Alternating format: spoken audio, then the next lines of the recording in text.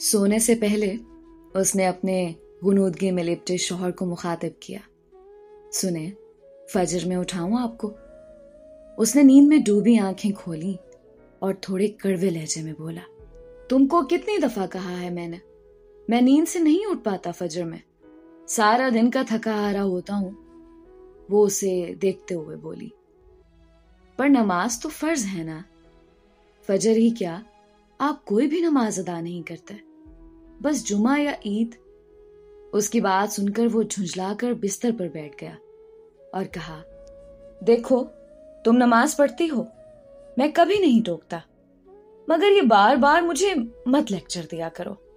सबने अपना अपना हिसाब देना है। अब सोने दो मुझे और लाइट बंद कर दो। वो फिर बिस्तर पर लेट गया।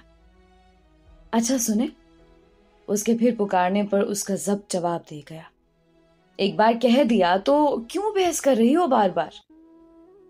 वो कुछ देर के तवक्कुफ के बाद बोली, नमाज का नहीं कह रही, दूसरी बात है। क्या?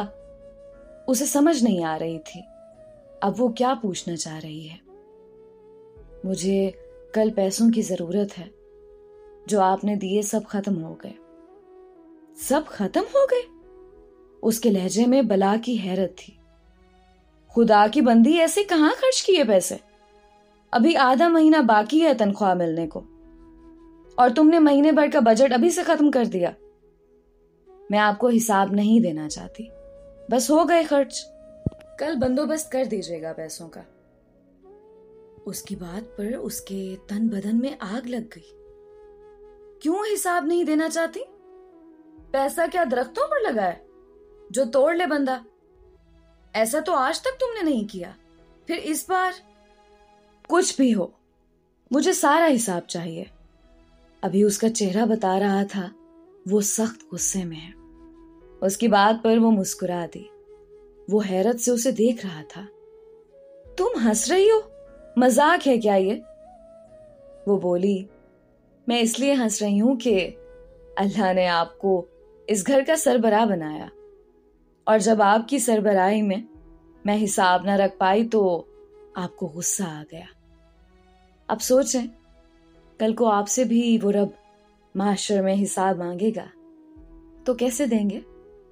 आपका मेरा हिसाब तो चंद हजार रुपयों का है, पर बंदे और रब का तो पूरी जिंदगी की एक एक नेमत का है, जिसकी कोई कीमत नहीं, कोई बदल नहीं। वो जैसे सुन हुआ उसे सुन रहा था।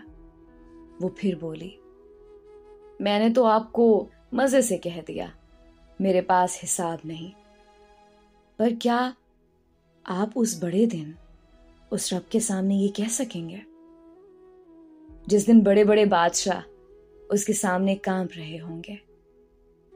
वो चुप हो चुका था, नजरें झुकाए, तसव्वुर में जैसे उस बड़े दिन के तसव्वुर से कांप रहा था। आप फिक्र ना करें, हर महीने की तरह इस बार भी पूरा हो जाएगा, कहीं खर्च नहीं हुए पैसे। ये तो बस इसलिए कहा कि उसने बात अधूरी छोड़ दी। सो जाएं, मैं लाइट बंद कर देती हूं। वो उठी तो वो एकदम बोल पड़ा, बात सुनो जी, तुम उठो तो फजर के लिए मुझे जगा देना।